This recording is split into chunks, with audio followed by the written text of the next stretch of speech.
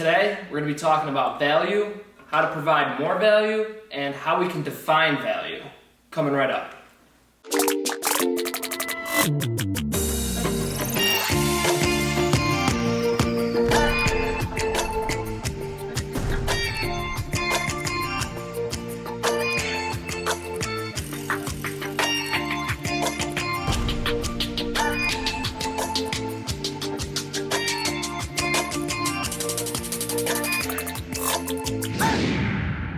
Value. We hear this word talked about all the time, with whether it's pertaining to haircuts or whether it's pertaining to service in a restaurant or a good or product that we buy online. What is value and how do we define it? So first we're going to talk about how value is perceived, right? So value is basically subjective to the person buying it, to buying the product or the service. So if someone's going to buy a product or a service, the value is, what that good can do for that individual or what that service can do for that individual. So if I am buying, let's say, a clipper, if I'm looking for a pair of clippers, maybe I really place a lot of value on how long those clippers will last. The durability, the longevity of the clipper is what maybe I, Jeremiah, place a lot of value on in the clipper.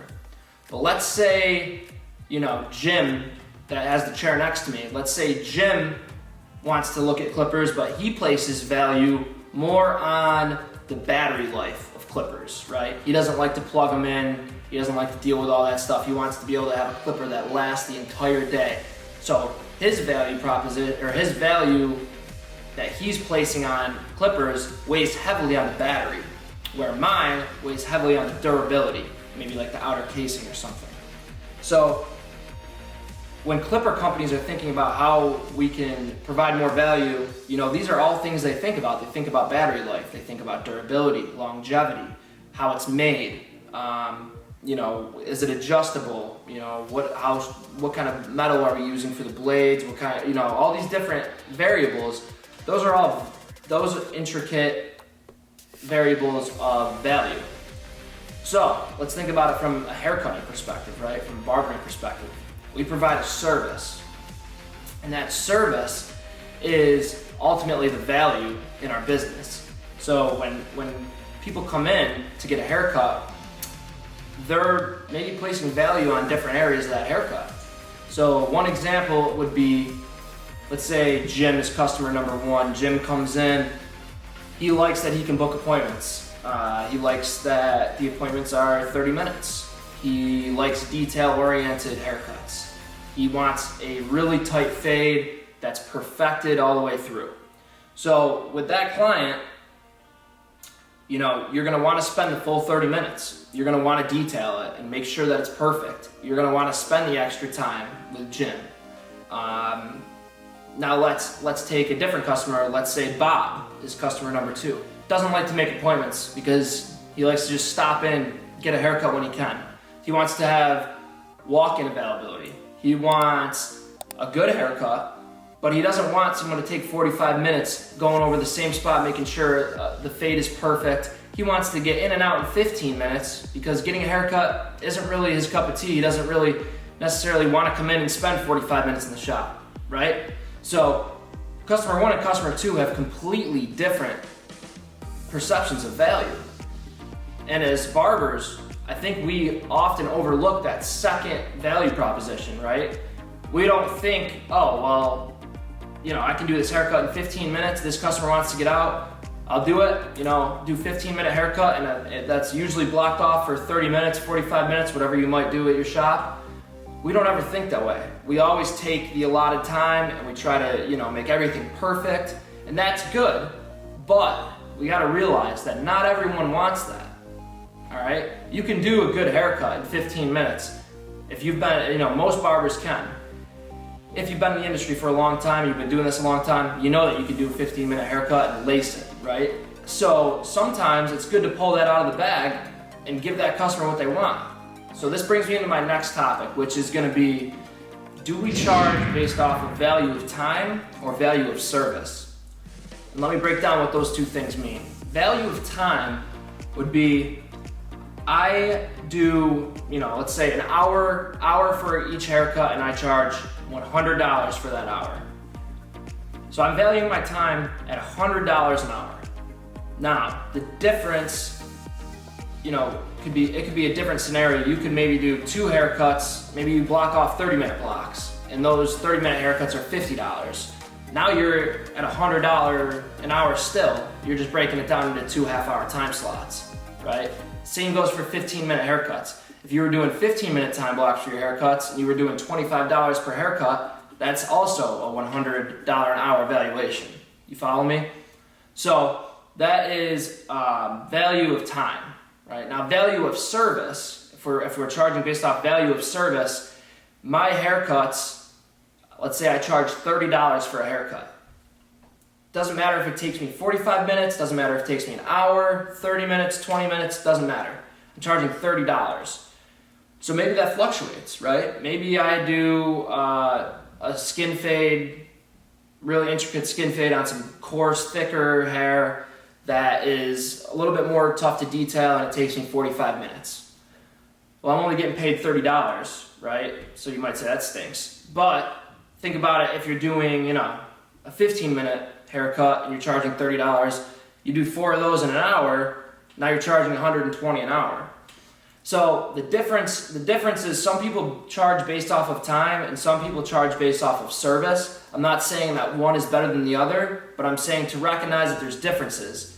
If you are charging based on time and you're doing a haircut in 15 minutes and you're valuing your time, let's say at $50 an hour, things might get a little weird. You might be charging $25 per cut for a half-hour time slot, and then if you don't take that full half hour, do you discount that haircut for a 15-minute haircut? Like your clients, if they know that you charge by time, if you're not taking the full amount of time, some of them might be pretty upset about that. Some of them might have questions about that. Whereas if you're charging based off service, people might not ask as many questions. Not that we have to necessarily explain to our clients that we charge based off of value of time or value of service. I'm not saying that. But sometimes that stuff comes up in the shop and maybe one of your clients asks you about it. How do you handle that, right? So I would figure out what you guys are doing in terms of charging. Do you value your time or the service, and how do you incorporate that into your business model? So something to think about. Just wanted to go over that topic real quick. I know that a lot of people talk about value, and there's a lot of different ways to break it down and a lot of different ways to define it. It's a subjective thing. It's not an objective, this is value, right? There's so many different types of value propositions, and there's so many different people out there that like value in different ways. So something to think about as you think about your business and think about how you want to charge and what you want to charge and how you want to structure your propositions. These are all things to think about. All right, guys, so one question that you might have right now is, how can I increase the value of my service? And again, value is subjective. It changes by person to person. It's all perspective. So one way that you could start to think about increasing value in your service is think about, well, what are things that I can offer during the service that will add value, but aren't necessarily mandatory to everyone, or if your target market is, a service that is in depth, right, is an hour long. What else can I implement in that hour to add value? If your business model is everyone walks in, they wait. If there's a wait, they get right in. If there's not, you might want to think about, how can I add value to those people that are walking in that have to wait for their haircut, right? Because no one wants to wait for a haircut. Maybe you can make that wait a little bit more enjoyable. So these are all different things that you can think about and different ways to add value. And one way I would say right off the bat that you can add value is if you're not doing a hot towel with every service. That's something that you could look at. What is it going to cost to provide a hot towel with every service, and how much time is that going to take? Is it feasible that I can add that into my service? Now, if you're thinking about raising your prices, wherever you work, one thing to think about is how can I raise my value with my price? Because what customers don't like is when you raise your prices but you don't bring any new value, right? So bringing your price point to a higher level, you want to increase the value with that. So think about ways that you can increase value and increase the amount of effort that you're putting into your clients. One way that I would recommend to add value that you can implement whenever is to do a neck shave, right, with hot lather. Lather machine might cost you $100. The lather, maybe, when everything's said and done, it might be with the towels and everything, $150 investment. Now, if you're doing that, right, if you're implementing that neck shave and a hot towel, you're not spending a ton of capital up front, but the value that your clients are going to see from that would be tremendous. So that's a way that you can increase the value of your service and also increase your price, and your clients might say, oh, well, I kind of like this, this new service that you're providing. I see the value. That's what you want people to see, is the value. So if you operate in a walk-in barbershop only, and people walk in and they wait in the waiting area and there's no TV, there's no cable, there's no water, there's no coffee, there's old chairs, there's a million different, there's 5 right there ways to increase value.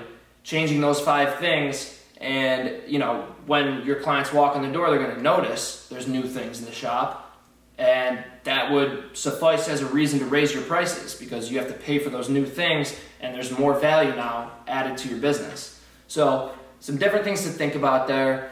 Let me know in the comments what you guys think about this. I'm curious to hear if you guys have raised your prices and implemented new things into your service, or what kind of things that you guys think about when you hear value. Let me know what you guys think, and I will talk to you in the next video. Really appreciate you guys tuning in. Thanks for watching, and I'll see you later. Peace.